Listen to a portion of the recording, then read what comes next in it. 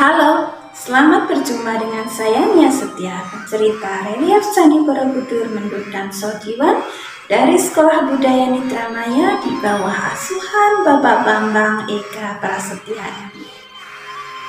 Mitra kebajikan, Anda pasti pernah mendengar bahwa di dinding Candi Borobudur terdapat banyak sekali panel relief yang mengisahkan cerita-cerita menarik yang pantas kita ambil hikmahnya. Kali ini saya berkesempatan menyampaikan sebuah kisah yang terpahat indah di panel Jataka, tepatnya di panel 19 hingga panel 22 dengan judul Awi Sahya Jataka, Derma Tanpa Henti.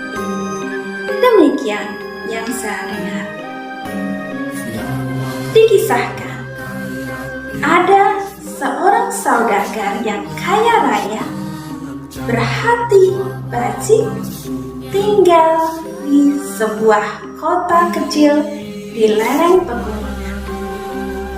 Beliau dan istrinya sangat suka berderma.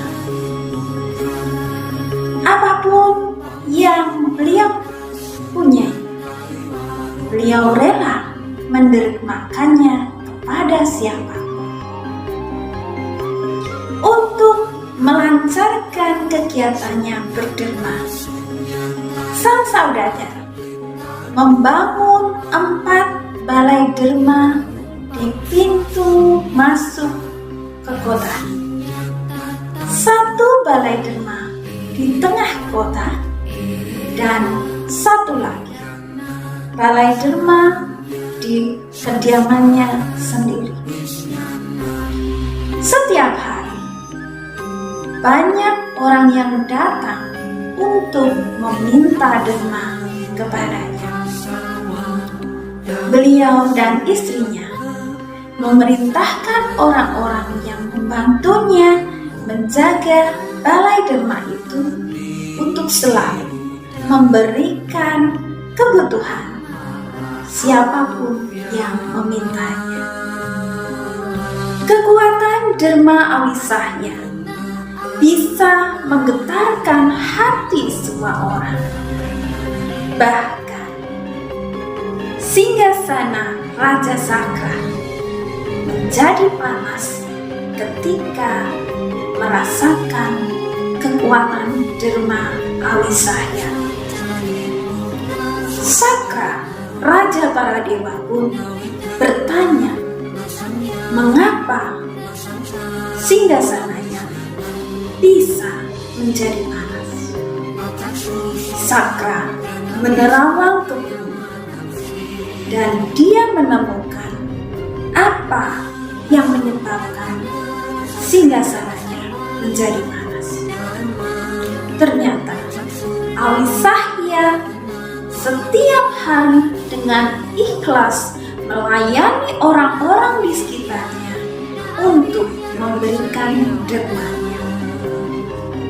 Sakra berpikir bahwa Awi Sahya melakukan derma itu untuk mengharapkan agar kelak Awi Sahya bisa terlahir kembali menjadi raja para dewa menggantikan dirinya.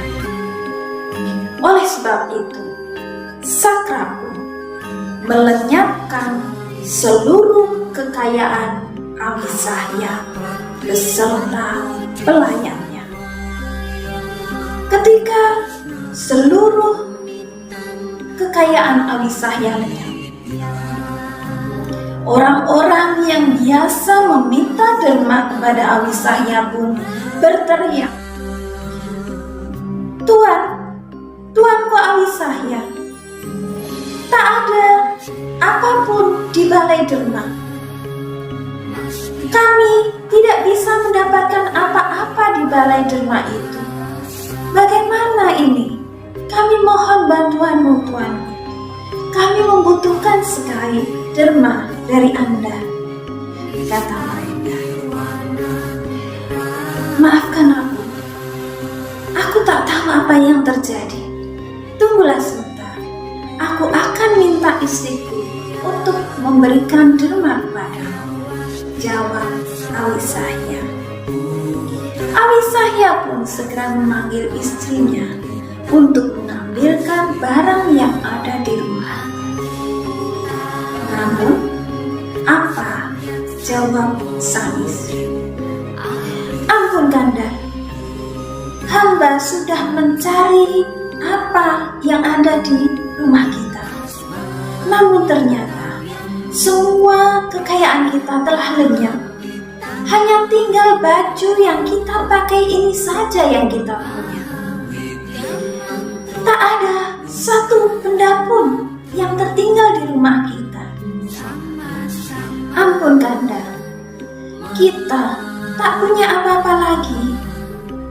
Kecuali baru saja saya menemukan sebatang kayu, seutas tali, dan sebuah sabit yang baru saja dibuang oleh si pemotong rumput di halaman kita, jawab istri Awisahya. Oh istriku, kita tak punya apa-apa, tapi kita harus tetap berderma. Berikanlah ketiga barang itu.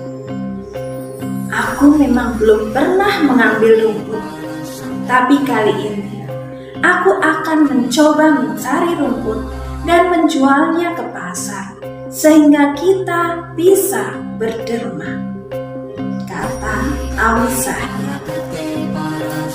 Segeralah Awisahya membawa ketiga barang itu ke kebun, dan dia pun segera merumput. Setelah beberapa saat, Awisahya berhasil mengumpulkan 2 ikat rumput yang dia bawa ke pasar. Dia menjualnya dan dia mendapatkan 2 keping uang logam. Dia pun berkata, 1 uang logam ini akan aku dermakan kepada pengemis tadi, dan 1 uang logam ini akan aku pergunakan bersama dengan istriku. Segeralah Awisahya memberikan sekeping uang logam tadi kepada sang pengemis. Namun ternyata banyak pengemis yang lain melihat apa yang dilakukan oleh Awisahya, dan mereka pun meminta uang yang ada di dirinya. Dan Awisahya pun memberikannya dengan ikhlas, dan dia kembali ke rumah tanpa membawa apa-apa. Sesampai di rumah, Awisahya menceritakan apa yang terjadi pada dirinya. Istrinya pun tidak marah, dan mereka hanya minum air saja, dan mereka berpuasa pada hari itu. Pada hari kedua, Awisahya pun melakukan hal yang sama.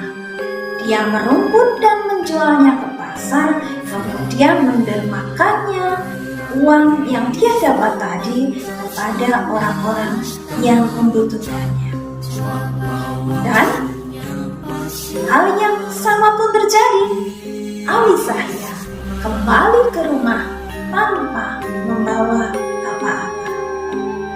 Hal ini terjadi hingga 7 hari. Di hari ke-7, Awisahya yang sedang merumput, dia merasakan panasnya terik matahari dan perutnya yang lapar karena 6 hari dia tidak makan apa-apa, hanya minum saja. Akhirnya Awisahya pun terjatuh dan pingsan. Melihat keadaan ini, Sakra pun merasa iba. Dia turun ke bumi dan mendekati Awisahya. Dia bangunkan Awisahya dan berkata, "Hai Awisahya, kau memang bajing. Kau rela berderma, apapun kau dermakan. Tapi mengapa tak kau sisihkan untuk dirimu sendiri? Apakah kau ingin ketika kau dilahirkan kembali akan menggantikanku menjadi raja para dewa? Kata Sakra. Ampun dewa, bukan maksud hamba untuk terlahir kembali menjadi raja para dewa seperti yang Anda sampaikan tadi.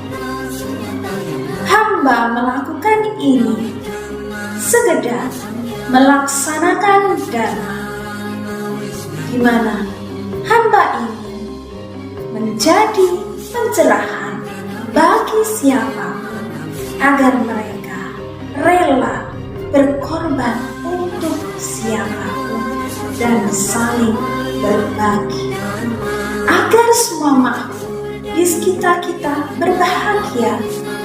Itu saja, jawab Alisahnya. Mendengar jawaban Alisahnya, Sakra pun berkata, "Oh Alisahnya, ternyata hatimu memang mulia. Kau sungguh welas asih, bijak dan rajin. Baiklah, karena kau mempunyai hati yang ikhlas, maka hari ini akan aku kembalikan seluruh kekayaan agar kau bisa berderma kepada siapapun," kata Sakra. Segeralah seluruh kekayaan Alisahnya dikembalikan oleh Sakra, dan Alisahnya pun bersama istri dan orang-orang yang membantunya pun selalu memberikan dharma seperti biasanya, dan mereka berharap agar orang-orang di sekitarnya berbahagia seperti mereka. Demikian kisah Alisahnya Jataka, derma tanpa henti, tanpa pamrih, karena dengan keikhlasan kita bisa berbahagia dan membahagiakan orang lain. Demikian kisahnya. Semoga kita bisa mengambil hikmahnya dan semoga seluruh makhluk berbahagia. Sampai jumpa.